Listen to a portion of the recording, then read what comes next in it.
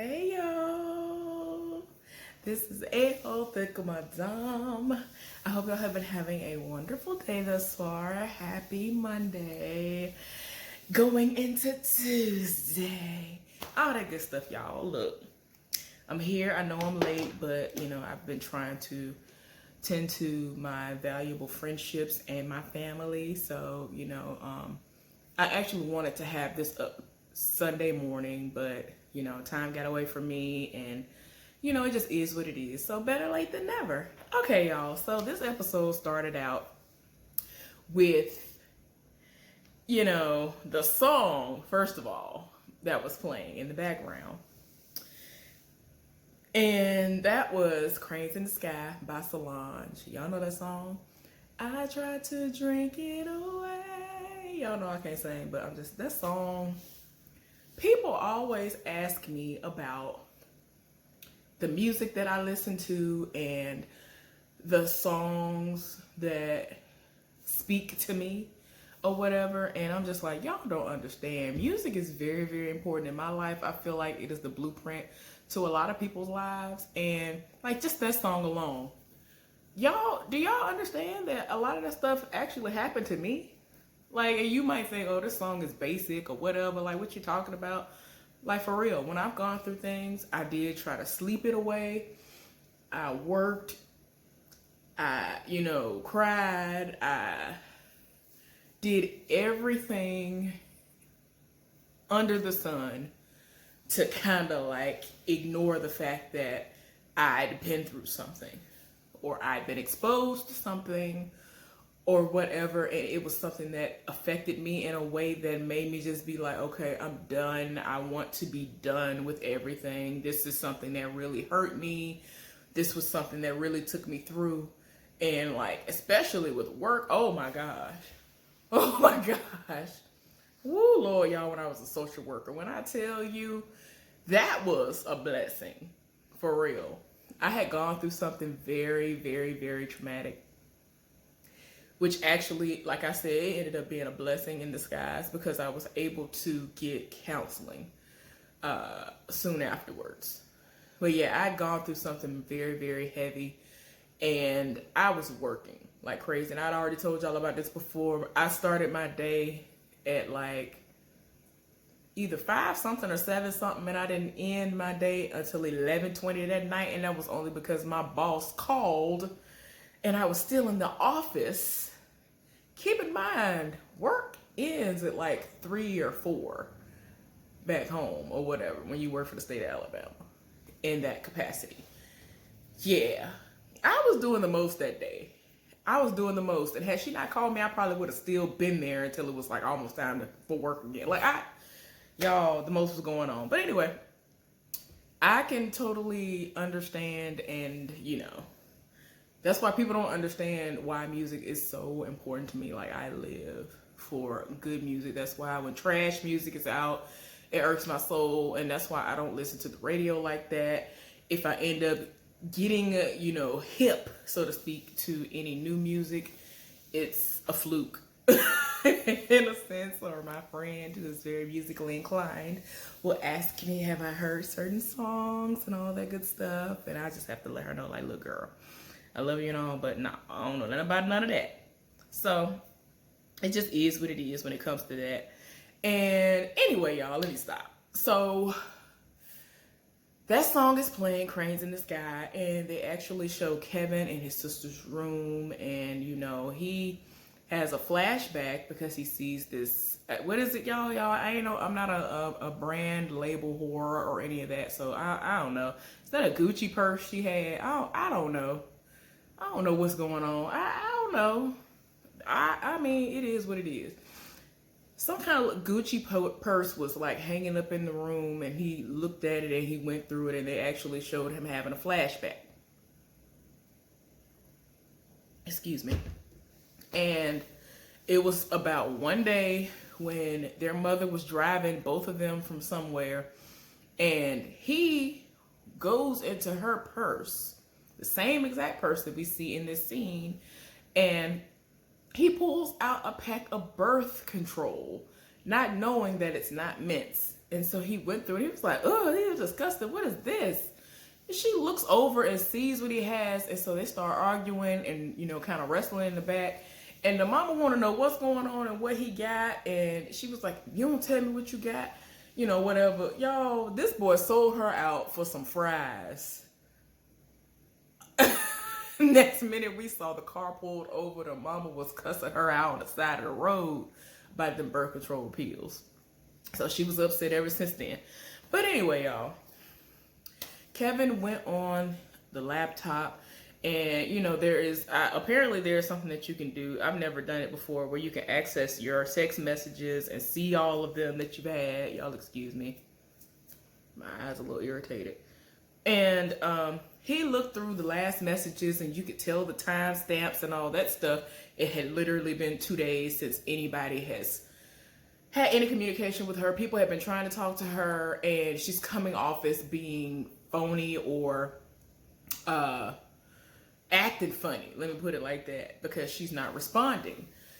Okay, so Kevin ended up typing a message to one of her close friends, one of the girls that she's, you know, cool with or whatever, asking have she seen her and all this other stuff.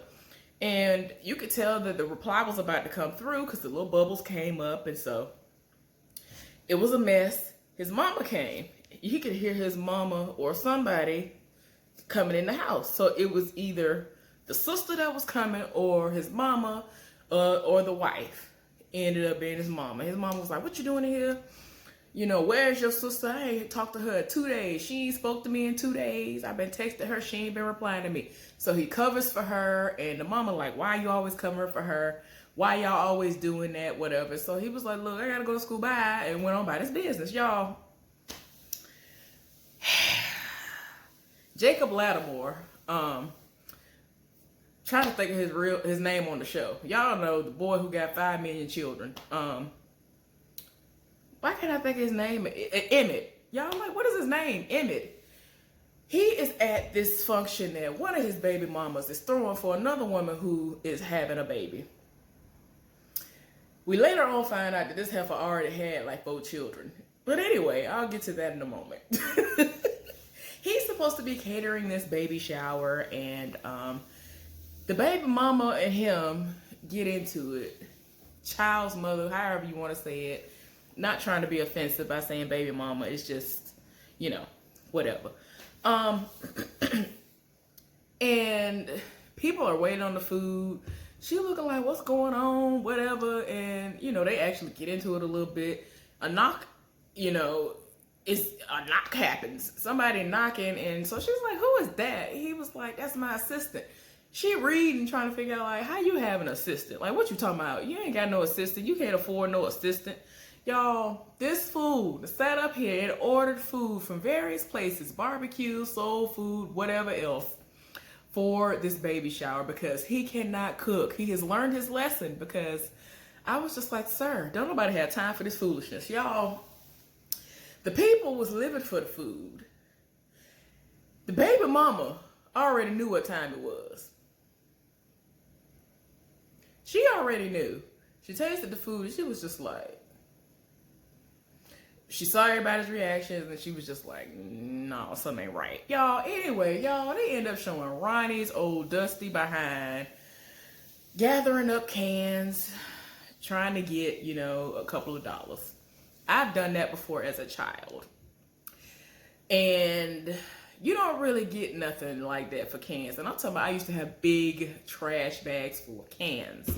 I knew people who partied.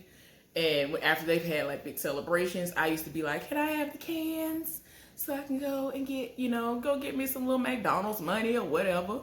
You know what I'm saying? And they would let me, and I would go. I would be so happy they'll get my couple of dollars. Y'all, Ronnie is doing this. Y'all, some woman who he is giving the cans to in order for him to get the money from collecting the cans is, you know, trying to talk to him and wants to know when he gonna take her out and all this other stuff. And he talking about I'm seeing somebody. And she trying to figure out who it is. And she reading him at the same time, want to know if it's Jack.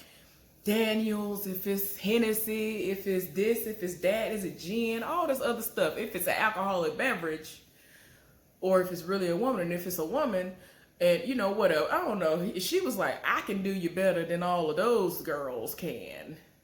Meaning real girls, and definitely alcoholic beverages. In my mind, every time I see these women set it off for Ronnie, I'm just like, what are y'all looking at? What is it that y'all see? I am so confused. I understand that this is an actor and he is, you know, supposed to look like that or whatever, where he's, you know, not really shaven and whatever. And I'm just like, why is y'all living for him? He is obviously drunk all the time and he been killing people left and right. And what y'all seeing? And like, they really be getting their life. I just be like, why? Ain't nobody else in the city? Ain't nobody else. Is he the only thing that's you know? Y'all, I'm so serious. Like, I don't understand. I'm just like, what do y'all see? Y'all, I'm sorry. I know I went off on a tangent, but I don't understand. I legit don't understand. And so he curved her and she in her feelings, and I'm just like, Lord, what are these people see in him? He got a whole basket out here, y'all. He got a whole basket out here. So anyway, Kevin is parked outside of his sister's school on his bicycle. So he kind of waiting to see if she gonna come outside of school. Like, she lives for school.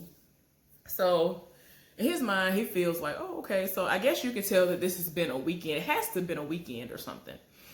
And nobody has seen her. Her mama and the wife that went up to the school because they just feel like something, like if nothing else, just help her at the school. Like, she don't miss school. Man, she done went up in the school. They done went in the records and they're like, yeah, apparently she ain't been here. So yeah, there's that. So they looking like, what you mean she ain't been at school? Why haven't y'all called us? Why are we just not finding this out? And so she was like, well, we got like over, this should say 4,000 students. What kind of school is this? What kind of school is this? Lord, did she say over 4,000 students? This must be one of those where the elementary, junior high, and high school is all combined. Because, Lord, what did you mean? What you talking about 4,000 students? But anyway. And so she was like, what you mean? Ain't y'all supposed to keep up with that? And the woman that read her was like, you know, that's, you know, your responsibility, you know, as well. So there's that. Y'all, I just got to the point where the woman was like, look, if we hear anything or see anything, we'll call you and let you know something. And they're just looking like, bruh. Her mama is leaving the school and just, it's done. She's just like, I know something ain't right. I can feel it. And I'm like, girl, I'm glad your mother, your woman's intuition and your motherly instincts have kicked in, because it's something definitely ain't right. Y'all, so anyway, back to the baby shower. They are doing the gender reveal. Yo, they did the gender reveal, and I was like, wait a minute, they done popped a balloon. I'm like, am I seeing a blue and pink confetti situation? I'm confused. Is this woman having a situation where these people done messed it up? This woman was like, I'm confused. I don't understand. What am I having? Man, Emmett's baby mama was like, girl, you having twins. It's a boy and a girl. Yeah. And that woman was like, what? I already got 4 kids. I was like, girl, what is going on here? Y'all, anyway, Jacob then came to Otis Perry's house. He lives with him. Y'all already know he has custody of him. He done came in the house. Y'all know Otis Perry got a nice house. Y'all know he got money like that. So he got a nice house. He over there, you know, before Jacob comes in the house, he is having a moment with, is his name Mike? To me, the dude is a little fine. A little fine. We saw him last season too. I was like, Lord, have mercy then. It's like, what's going on here? But anyway, he having a moment with him about something, and then Jacob come in the house. He got the basketball in his hand, got his shoes on. Otis Perry don't play by having shoes on in his house. So he rolled up on him. And, you know, he was like, what I told you about having your shoes on. And eventually he gets into this conversation about his brother, Trig. Victor, whatever his name is, but he goes by Trig. He was like, man, what you talking about? He dead. And he was like, well, apparently he came back from the dead. and he's looking for you. So ultimately, Otis Perry was like, I told you, you need to keep your shoes off. Do you want to go and live somewhere else? He was like, no, I want to live here. He was like, he done went off on him about them shoes. He was like, don't you come up in here with those shoes on. Jacob politely went on ahead, took them shoes off, and went on up them steps. I was like, Lord have mercy. All right, y'all. So people still want to know. I have not looked it up. I'm scared to look it up a little bit, but not really. I don't know. I'm just saying I'm scared to look it up. Luke James's character, Trig, who is Jacob's brother, they show a scene where he's getting his hair cut by the person who he's with. People have had whole conversations and all this surrounding this person. Is this a trans woman or not? I don't know if they're making her out to look like this or if she just naturally looks like this. I'm not sure. I have not looked it up. Y'all let me know in the comment section if y'all have heard anything, seen any interviews or whatever as far as that character is concerned. I meant to look it up earlier, but I ain't think nothing of it no more after that. I think something happened and I ended up, diverting my attention elsewhere. But anyway, he's getting his hair cut by her. And they were having a moment where he's sitting in the chair and she's standing up behind him because, she's a barber. And he like groping the back of her leg. They like kind of flirting and things. And I'm like, okay. And so she was like, do you like that? Or whatever. He was like, I like anything you do. I love anything you do to me. So they're talking. It gets to the point where she wants to know what's going on with him, what's going on with his brother. He tells her, no, I have not seen my brother yet. And so she's looking like, okay, why not? And what's going on with that? And he was like, I'm going to do it. I just haven't done it yet. And he has made a point to say to her, I'm going to get my brother and he going to come with us. I'm not trying to stay here in Chicago because Chicago be on that bull. So she looking like, well, how you going to try to make that decision for him? He's 15 years old. So in his mind, he was just like, I don't care what you talking about. He going to come back with me. So they have a little moment where she's really trying to get him to open up because you could tell he has been triggered. And, she was just like, well, what is the problem? Like, what is your issue with being here? And, just talk to me. Don't walk away. Just talk to me. So he ends up explaining to her that, his father used to clean toilets for the mayor's office or somebody. And he used to come home and he used to be so ashy. And those same hands used to like run their fingers through his hair, rub his head and all this other stuff.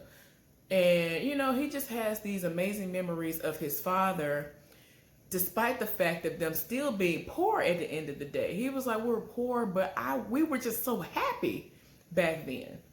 You already know that's a completely different situation now. The most is going on.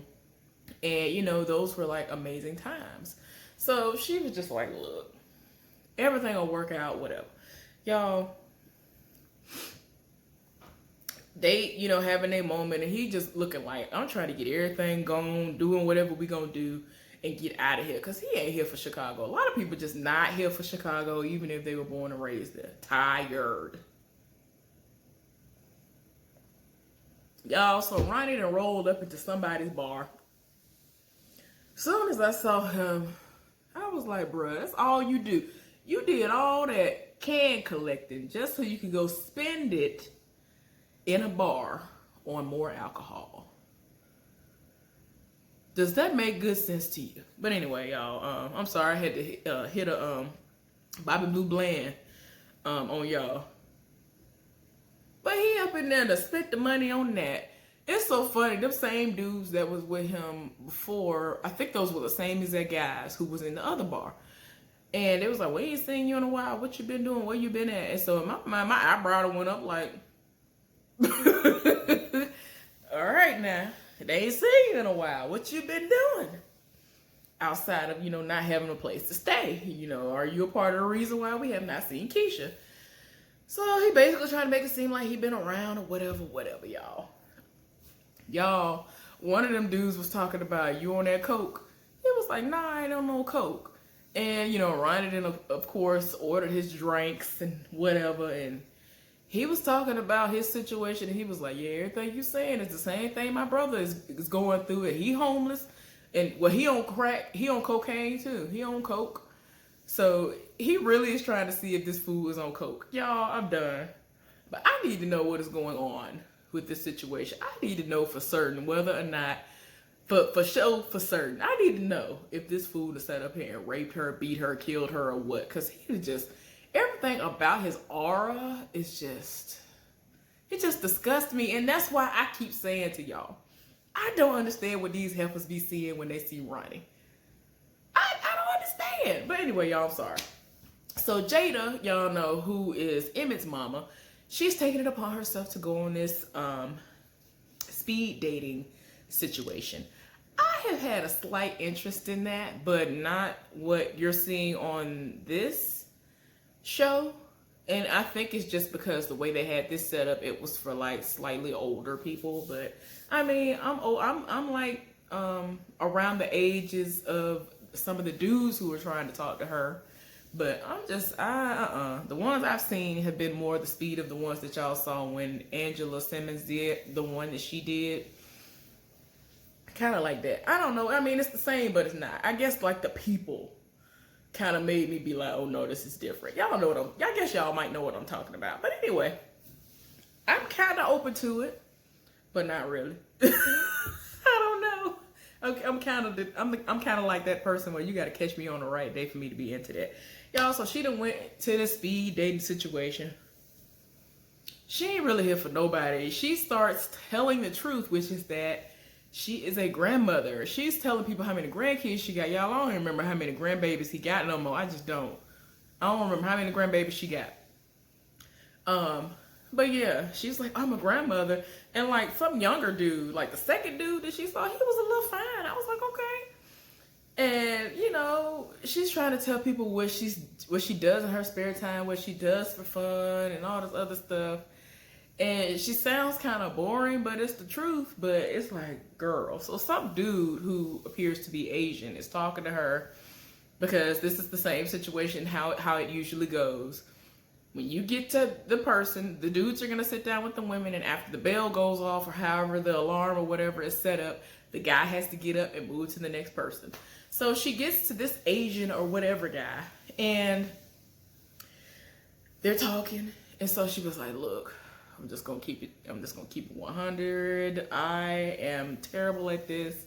And he looking at her like, you can't be worse than me. And, you know, they seem to be vibing in my opinion. So I was like, okay, what's going on here? And, you know, she was just, you know, like, look, this is the situation with me. And everything that she told him, he wasn't bothered by it. So it seemed promising. But, you know, I don't know. He ended up getting up like he was supposed to and went on about his business. I actually thought what was going to happen was they were going to be like, yeah, I like this situation, so we're going to break the rules. So y'all just going to have to deal with that. And they were going to keep talking, but when it was time to go, he went on about his business. So I was like, okay. Y'all, I don't know. She didn't like the situation. She was in her feelings. Cool, whatever. Y'all. So after the situation was over with, she ended up going over to one of the baby mama's houses, which is the one who Emmett lives with, to talk to her because apparently she's the one who put her up to it in the first place. She brought over a plate from some girl who like sell plates out of her house. My best friend does that actually. And she's been doing well, and I'm glad, and I'm happy for her to have that as a situation for her because she needed it. Still needs it. And she was talking to her. She was like, well, I did like what you were telling me to do. And, you know, it didn't work out. And people don't like me like that. And she was like, well, you shouldn't be, you know, brutally honest like that and telling people how many grandkids you have or whatever. You need somebody to blow your back out. So she ends up giving a card to her for somebody who's a masseuse and all this other stuff. And, you know, both of them were eating off of whatever plate that she got. So she was like, look, don't tell Emmett none of this stuff. Cool, whatever. So Emmett comes in the house. And so he looking like, what you doing here, mama? And so she was like, I can't come by. And, you know, she tried to play off the fact of why she there and all this other stuff. Cool, whatever. Y'all, he get in there And at first she looking like, nah, you can't have none of this food. He was like, oh, where'd you get that from? And she eventually lets him taste it, and he was like, oh, that's good. Wait a minute. And finds out about where it came from. And so eventually he was like, oh, well, you need to give me her number. And so here she go again, being jealous. And my mind, I'm like, are y'all together or no? Because the way she keeps acting, anytime any other woman is involved, she acts very jealous. Like, what is going on? I'm tired. I'm tired of you. Y'all, but anyway. So he tells her, it ain't even like that. I want to have her to cook for me. This food is banging. I want her to come work for me. So she was like, oh, okay. Well, that makes sense. I'm like, girl, why? Why you so thirsty for a dude that don't do nothing but knock everybody up all day? Why? I mean, I know he's trying to make a change now, but I'm just like, Lord, girl, you just ain't got no standards. I'm confused. But anyway, y'all, they try to start getting it in. And she read him and was like, no, you need to go and get your son a juice box or something. And all of this. Like, y'all, Luke James's character, Trig, goes to this bar. And we are introduced to this music. I've actually heard of this person before. I Shazammed it, right? Because I was like, is this a man or a woman? And I mean, it wasn't any shade or anything. Because I'm like, is this a man or a woman? I don't know what's going on. And it's a guy. I think his name is Adam Ness. That's literally the person, if I'm not mistaken, who was singing in that scene. And I'm like, okay then. I really do think I've heard of this person before, and I'm going to definitely check out some more of their music. But anyway, he's in this gay bar. And I was looking like, okay, where's the girlfriend at? Because the last scene that we actually saw them in, she told him that he was going to take her out. And she was like, well, he was like, well, what's the special occasion? And she was like, I am the special occasion. I was like, oh my, you done went off. So I'm thinking like maybe she's there somewhere in the bathroom or whatever. Oh, Lord, this dude rolled up on him. This guy who was obviously gay rolled up on him. Luke James's character was like, I don't go that way. He was like, what you mean? Y'all, they got into it. That man read Trig down and was like, I ain't trying to hear all that. You would be the main one bent over holding your ankles while I'm deeper. Like, he went all the way off. I was like, nah. Y'all do not understand. I laid out when that man went all the way off on him. I was done. But yeah, y'all. The tea finally came out and was definitely spilled everywhere. He done got into a whole fight with this dude. The girlfriend come from out of nowhere. Apparently, this is where she did want to go. I guess she went to the bathroom to freshen up. Y'all, she breaks it up. She ends up asking the gay man, is he okay? And, and she was respectful. She was like, I don't know your pronoun. What's your pronoun? He said he. And so she was like, apologize to him. Luke James's character apologized, and he ended up eventually storming off. But she asked the dude, was he okay? And he was like, yeah, I'm cool. I'll live. I always do.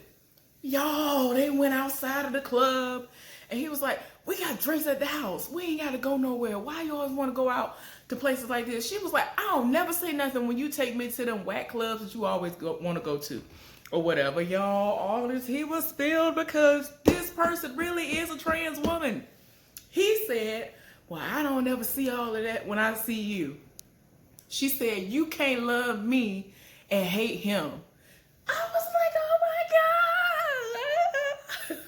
This is too much. This is too much. Oh my gosh. And this is really how it is in real life. It really is how it is in real life. Like, they really be like, all right, you're passable. You're passable, so you are a woman to me. But as soon as somebody called them out on it, they'll be done killed her. Like, I can't. Like, that. Like, I don't know if any of y'all, well, I know at least one of y'all that does follow T.S. Madison.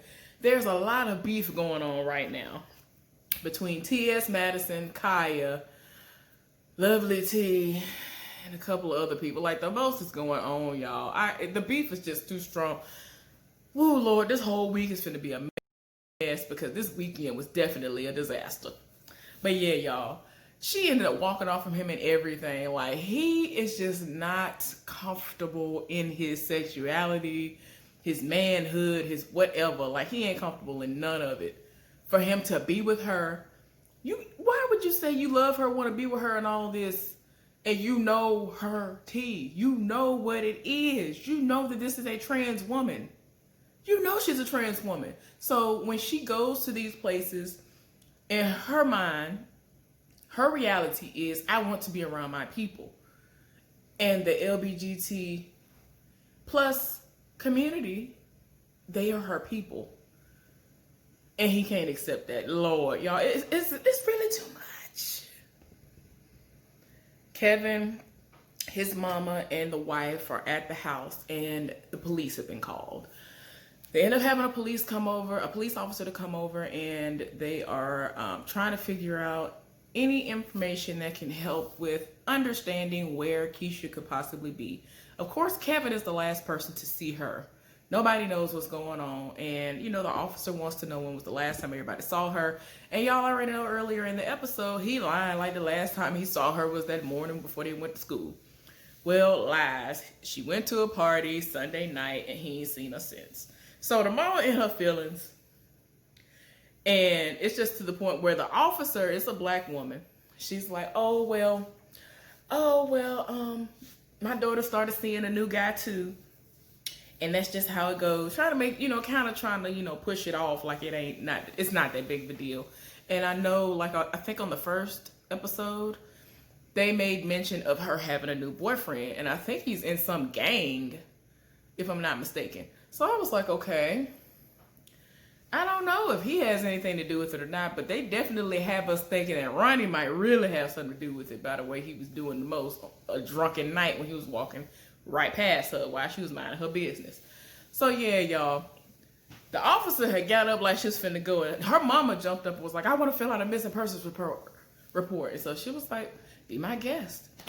Y'all, when that woman left, her mama said, give me Keisha's laptop. Y'all, Dre snatched that laptop out of his hand and walked off. Like, everybody is mad, tired, and everything else.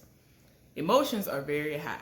So it looks like Dre has pulled up her information, and they're going to try to track the phone. And I don't know if they're going to find the phone on the ground, or somebody has picked it up, tried to sell it, repair it, or what. But we already saw that it was cracked.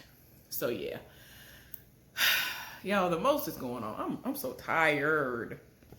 Okay, y'all, so Kevin ends up going to Otis Perry's house to meet up with, y'all, I was about to say Jacob.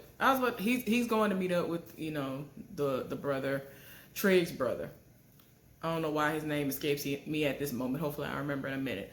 But yeah, went over there to meet up with him because they, of course, still got to go to school. Otis Perry apparently is going to be taking them to school.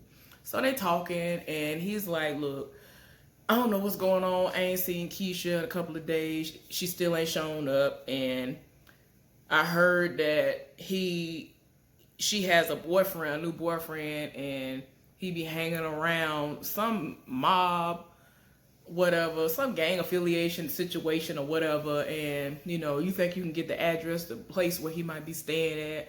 And he was like, maybe. So I was like, Lord, this too much that's going on. It's too much. It really is. But yeah, he was like, man, I don't know what's going on. What if she dead? And so he was trying to comfort him and was like, look, she ain't dead. I don't wish that on nobody. Like, you could tell that he is like done. He is really, really tired in his spirit. I don't know why I can't think of that child's name. Y'all know the little boy that got the locks. Not Papa, the other one that, that he hang out with. So yeah, he is really, really in his feelings. Y'all, Emmett just sat up here and rolled up on the girl who is supposedly the one who has been selling plates out of her house. And now we know what Lala Anthony's role in this TV show is. She's the woman who was, she's the one who's actually been the one selling the plates out of her house. Emmett then rolled up on her, and he was like, you Dominique? And she was like, boy, don't nobody call me that. I'm like, Lord, you're doing a lot. Y'all, like I said, he rolled up at the heifer house, and she's like, "Who are you? Prove it." So he was like, "What you mean, prove it?" I'm thinking she gonna tell her to pull out his identification. No, this heifer said, "I heard you walking around here with a third leg. I want to see." He looking like, "What?" And he was like, "Dang, I'm desperate, man. I'm gonna have to do what I gotta do." He ended up pulling his pants down. She saw what she needed to see and politely opened the door up. Y'all, this heifer has a whole restaurant in her house. When I say a whole restaurant, I'm talking about the tables, the chairs. Every single table is filled with people, food, everybody eating. Like the most is going on. This heifer is doing the absolute most. This heifer has a whole restaurant in her house. And he was looking like, what in the world is going on right here? So they end up walking through everywhere and straight to the kitchen. And so he was like, "It smells good up in here." And so he looking like, "What I gotta do in order to have you on my team?" And so she was like, "Look, I don't do this for money. I do this for the culture." And so eventually he was like, "Look, I don't know what you gonna do when the health department come through here and shut you down." So she looked at him like, "Bruh." Y'all, she cooked up a meal on the spot. It looked like red beans and rice. I don't know. I don't like red beans and rice. I know I'm from the South. That just ain't for me. I'm weird when it comes to stuff. I might be fat, but I don't just eat every single thing in the world. I just don't. She cooked some oxtails. I think that's something that's very hyped up, and it just ain't that deep. It's good, but it's just not enough for me to be like, "I got to have oxtails on my diet." Like, nah, it ain't that deep for me. But yeah, y'all cooked all this stuff on the spot. And so eventually, he's still trying to convince her to be on his team. And he finna leave. So she was like, "Oh, you gonna leave without trying my peach cobbler?" He ended up picking up the bowl that had something in it and ate it. He was like, "Man, I'll do whatever I gotta do. This don't make no sense." This fool was talking about he might have to risk it all. I was like, "Oh my gosh, stop." So, it looked like she gonna go ahead and do what she gotta do. So yeah, y'all. The after school job that Jacob, that's the child's name. I think the reason why I kept trying to make myself think that I didn't know that child's name with the locks was because Emmett's character's real name is Jacob. And I'm just like, I was about to say Jacob earlier, and I was like, no, Jacob Lattimore is Emmett. But y'all, anyway, the boy with the locks, who is Kevin's friend, Jacob. All three of them, Papa, Jacob, and Kevin, they all work at Otis's pizza place. So they talking, and Jacob was like, "Well, I found out where old boy stay. It's a trap house, and I don't think you need to go over there. You might end up dead." And so he was like, "Man, I don't know what you're talking about. I gotta go over there. I gotta do what I gotta do." So while they were in the middle of talking, this girl that works there told Jacob that he had a visitor. So he was like, "Well, who is it?" She was like, "Well, I ain't, who you think I'm supposed to be? I ain't your keeper or whatever." So he went outside. It was his brother Trig. And, he was like, "Do you remember me?" And he was like, "Yeah." They had a little conversation, and, he was like, "I came back for you, and, I want you to come live with me or whatever." And he was like, "I don't know about all that." So he ended up going down memory lane for a minute, and he was like, "You might have been too young to remember, but I used to take you and your bad friends to Six Flags every year and all this other stuff. And you used to be too short to ride the rides. But look at you now. That boy is tall, though. That boy lanky. He might end up being taller than that. But you could tell he lanky." And so he was like, "Look, do you want me to stay or leave, And he was like, "You ain't got to go nowhere." So you could tell, in all honesty, you could tell by Luke James's character's face that he was like holding his breath, like, please don't make him be like, "Nah, I don't want you around me." Because he could have very well been like, "Nah, I want you in my life.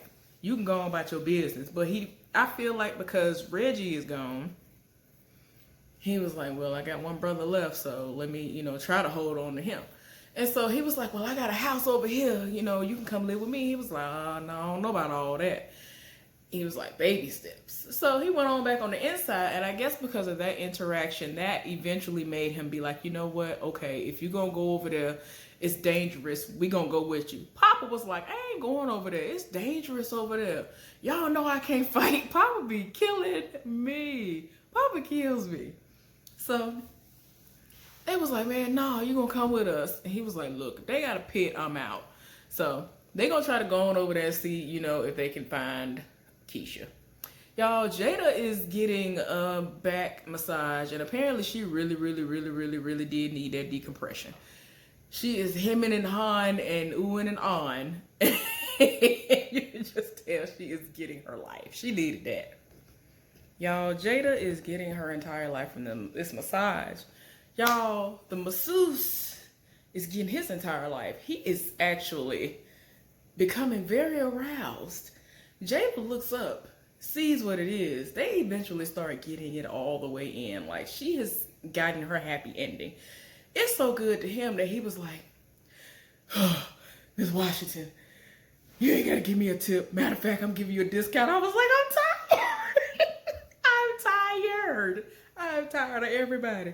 Y'all, he leave out, he runs into Emmett. Apparently, this boy went to school with Emmett. Honey.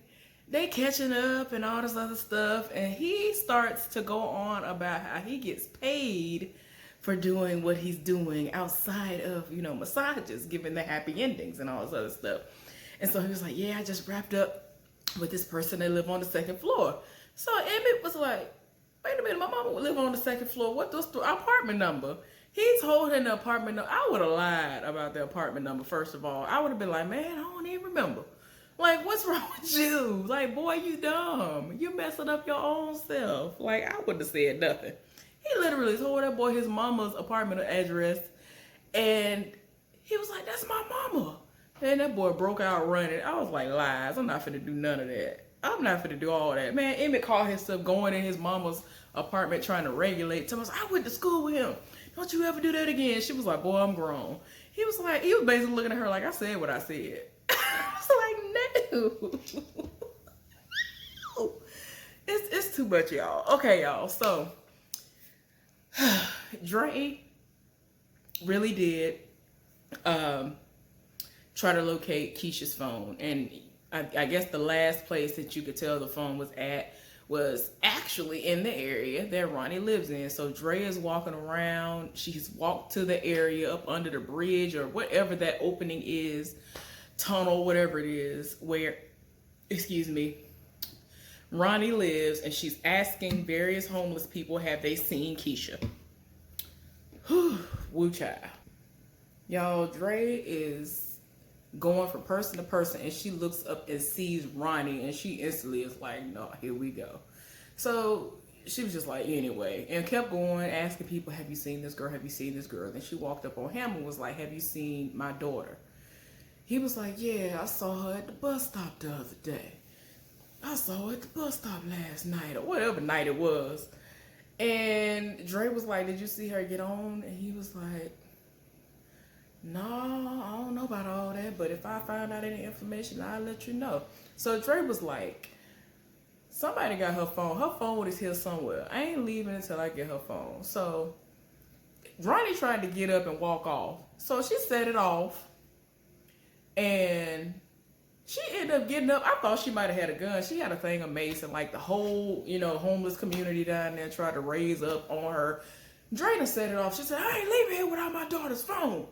And apparently the phone was pink or whatever. So he was like, look, I think I know who got the phone. He went over to one of these other homeless people's tent and was like, hey, where that phone at that you had the other day that was at the bus stop? Her mama is here looking for her. Her daughter's missing or whatever, and that was her phone. Give me the phone. So he was like, I ain't got no phone. Ronnie just set it off and hemmed the man up, threw him out of his own tent, and started going through his stuff. That man said, F you, Ronnie. Went through his stuff, he found the phone. So he brought the phone over to her. The phone is tore all the way down. And I'm just like, you can't do nothing on this phone at this point. I don't even know what he was going to do with the phone. Like, that's how tore down the phone was by the time he got it. I don't know what he did with it, but it wasn't looking like that before, you know, it was, you know, it left. It was picked up from the bus stop. So she was looking like, what happened to the phone? And so they were like, well, I don't know, whatever. So y'all, they end up showing the police lights, showing through the actual windows at Kevin and them house. Kevin mama crying down, Dre tied. They handed over the phone to the same black female police officer and all this other stuff. And, you know, they just showed the mama crying. Like, there literally was nothing to do in that scene except show the mama crying. So I'm glad they didn't try to ruin it with some kind of crazy monologue or whatever. Y'all, so then they actually show Kevin late that night. He wasn't even there. They show him and his friends riding their bicycles over to whatever trap house that her alleged boyfriend lives. Kev roll up. He knock on the door. Like, he's beating on the door. He's beating on that glass. So this dude walk up to the door. I'm trying to understand, is this some stereotypical thing, or is this something that really happens at trap houses and such? You come to the door with a whole box of cereal, just eating it dry. That's just what we gonna do, or like, I don't understand. But anyway, some random dude came to the door with a whole box of cereal, just eating it. So he was like, is Keisha here? Old boy said, nah. So he was like, how am I supposed to believe you? He was like, I said she ain't here. Man, Kevin tried to roll up. That boy pushed him back out and pulled a gun on him. When I tell you, Kevin was like, you think that's supposed to scare me? I was like, boy, you done went off for your sister. Y'all, oh my gosh, I really feel like my brother would set it off like that. Like, my brother, I feel like my little brother would set it off too. Like, he has set it off in the past over things I wouldn't have even thought he would care about, but my brother loved me. So I really feel my brother would do something like this too. Risk it all. Like, risk getting killed. That boy said, I'm not leaving here without my sister. And he just had the gun trained on him. I was like, oh my gosh. Like, you could look in his eyes and tell that Kevin was tired. I was like, oh my gosh. Oh, Lord, y'all. I'm sorry that this review was so long. But oh, Jesus. This episode was just so much. So much was going on. And I kept getting interrupted too, y'all. So I apologize for that. But hopefully y'all were able to skim through it and all the other good stuff. I will trim it down next time or whatever, but so much was going on, y'all. Anyway, thank y'all so much for your support. I really do appreciate it. Thank you so much for dropping by. Y'all have a good one, and I'll see y'all next time.